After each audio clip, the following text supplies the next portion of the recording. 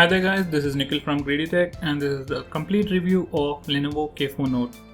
So guys, this is the phone and this is how it pretty much looks. And along with the phone, Lenovo has launched Ant VR, which is just like a Google Cardboard but specifically designed for this phone. So guys, coming to the build quality and the design.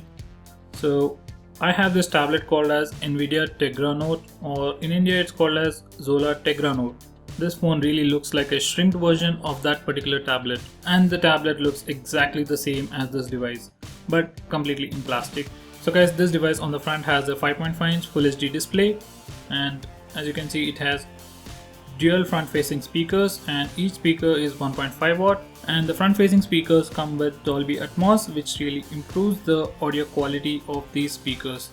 So guys, the entire phone is enclosed or covered with this metal ring, and on the back we have a polycarbonate plastic back, so it's very easy to remove. We have a notch for that, just simply do that and it will unlock. So I guess this is for the NFC tag. This is the 3300 mAh non-removable battery, and this device has dual SIM support. This is for SIM 1 and this is for SIM 2. SIM 1 supports 4G, 3G and 2G, whereas SIM 2 supports only 2G network. And as you can see, it has an expandable memory storage option, and you can insert memory card up to 128 GB, and you need to insert the memory card above the SIM 2 slot. This is the 13 megapixel rear camera. It comes with dual tone LED flash, and this is the fingerprint scanner over here. So let me just put the back panel. So guys, on the right we have just 3 buttons. So this is the power button and these are the volume rockers. On the left we don't have anything. On the top we have the 3.5mm audio jack, and at the bottom we have a microphone and a micro USB charging port.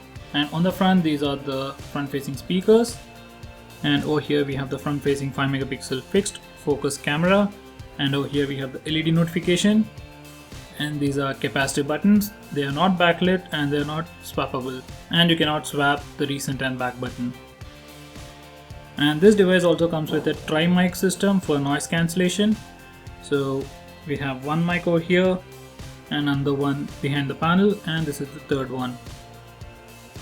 So guys, coming to the specifications or the internal specifications of this device is running on the MediaTek MT6753 octa-core processor clocked at 1.3 GHz, and coming to the GPU, it has a Mali 730 MB3 GPU, and the entire phone is running on 3 GB of RAM and 16 GB internal storage and expandable storage up to 128 GB. And currently this is the only version being sold in India and probably throughout the world. And Lenovo has confirmed that it's going to release a lot of back panels with different textures. So you can just check out the pictures.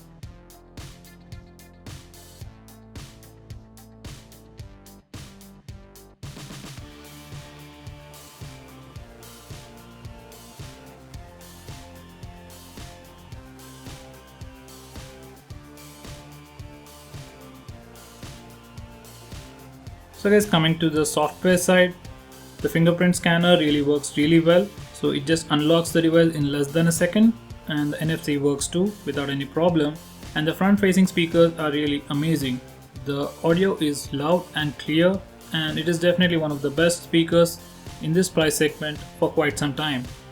So guys, let's go to the about page. So this is running on Android version 5.1, and on the top it has something called as Vibe UI.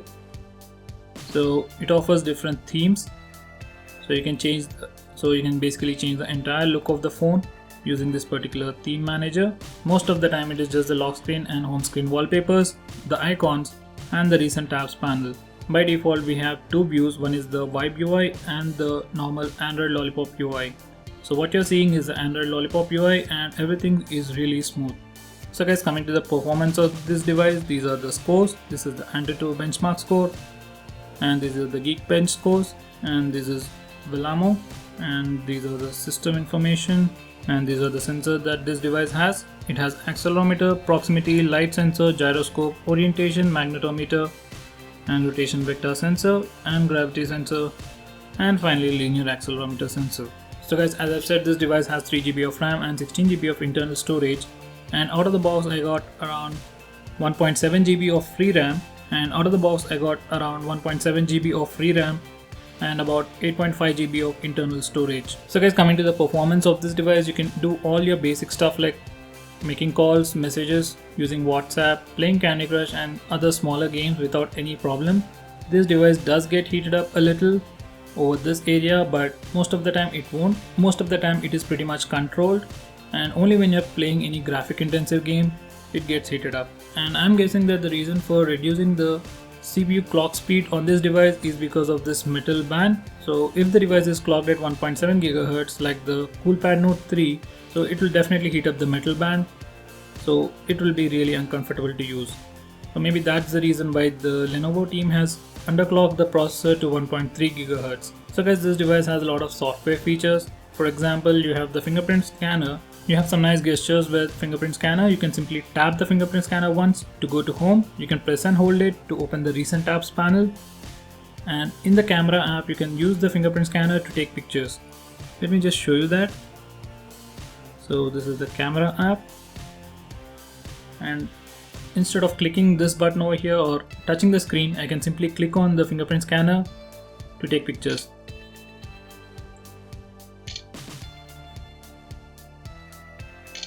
And apart from that, I can simply flip the phone to lock it. There you go. I have double tap to wake feature, and when the device is locked, I can double tap or press the volume button twice to quickly take a picture. So it's something really nice. So guys, this is the camera UI, and these are the only modes that you get. You have panorama and effects, and if you go to effects, you have different filters to apply. This device is capable of recording video only at 1080p, and you don't have anything like slow motion, and you don't have anything like 4K or slow motion. The entire UI of the camera app is very minimalistic, and it is very similar to the Google's stock camera app. You do get HDR mode. You can enable this using this particular toggle. And to start video recording, you need to press this toggle. And unlike other devices, it won't start recording the video immediately. So that's something different about it. And once again, you can simply swipe left to access your recent pictures. So there you have it guys. These are some nice tricks or features that comes pre-installed. So guys, coming to the development of this device, well, Lenovo will release the Android Marshmallow very soon, maybe in 2 to 4 months. And coming to the third-party development, which is the development by you, the users, I don't think you should expect a lot of custom ROMs for it. But the current OS already has a lot of features and it's pretty smooth. So if you want any more options, you can simply install Xposed framework and then install Gravity Box to add some more tweaks to it. So guys, coming to the gaming performance of this device, I played Asphalt 8 on all different visual modes, starting from very low to all the way to high. So in all the modes, there was definitely a lot of lag. It was playable, but the entire experience was really bad. I didn't have any problem playing Riptide GP2, so you can play smaller games like Subway Surfers or Temple Run without any problem, but you definitely can't play any high-end visual games like Asphalt 8 or Modern Combat 4 or 5. So guys, coming to the VR capabilities of this phone, VR is pretty well integrated into this device at the software level. So you have something called as VR mode. You need to enable that from the settings. So once it is enabled, you can use the power menu to enable the VR mode. So just press the power button and we have the VR mode. And now the screen is split into two parts. Whatever you want to do is displayed on the two screens. So everything works, including the camera. All the games work in this VR mode. Let me just show you Subway Surfers.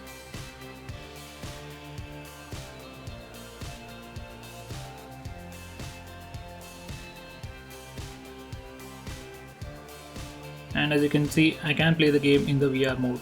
But the benefits of the VR mode come when you are using the display in the landscape mode instead of the portrait mode. When you are playing games like Asphalt 8 Nitro, the low-end version of the Asphalt 8, in landscape mode, it will be a really nice experience.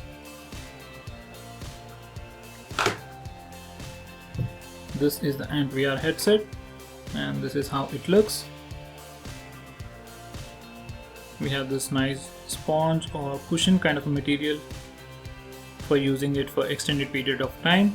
This Ant VR headset should not be used by kids and people having any health issues, and also normal people aren't supposed to use it for more than 3 hours continuously. So To put your phone in this particular Ant VR, you need to open it up. We have a spring mechanism for the top panel, and the bottom panel doesn't have any spring mechanism. So you need to place it like this over here. So you need to open both the panels and place the device in the holder. So once it is placed, it will look something like this. I have been testing this VR headset for quite some time now. Well, there isn't really much difference between this VR and the Google Cardboard, which you can buy it for around maybe 200 to 300 rupees. But coming to this particular VR, as Lenovo has integrated this VR mode, or something it calls as Theater Max technology, into its phone, by splitting the screen into two halves and mirroring the same thing, you get a little more better experience than the normal Google's VR effect. So using this particular mode, you can play games, watch movies, even watch normal YouTube videos using the VR mode. But the only downside that I've seen is that because the screen is just a Full HD display and it's already split into two parts, and you're placing the display very close to your eyes, you can see pixels all over the screen. Well, it isn't really that bad, but the experience is still at a loss. So it is definitely a very new experience, and if possible, try to buy this Ant VR in the bundle. So normally if you try to buy this, it will cost you around 1300 rupees, and if you buy it with the phone, it will just cost you 500 rupees. And as I've already said, you can use the normal Google Cardboard for the phone, but this is definitely a little better than that. And coming to the VR content, we have this app called as Discovery VR. So we basically have some high quality content which you can view using the Google Cardboard. I have watched this video in both the Google Cardboard and the Ant VR using the split screen, and I found the split screen version of the Lenovo to be way better than the Google Cardboard's VR. With this device, Lenovo has done quite a few new things.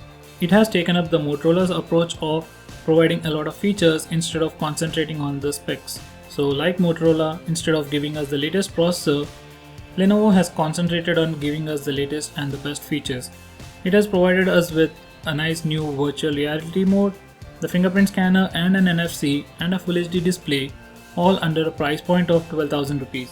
This device will be a perfect pick for anyone who wants to use this device for day-to-day tasks instead of heavy gaming. So there you have it guys, this is my review for Lenovo K4 Note. Just in case if I missed anything, do let me know by commenting below this video. If you have any doubts about this phone or any other phone, do let me know by commenting below this video. If you like this video, give me a thumbs up and share it with your friends, and subscribe to my channel to see more videos just like this.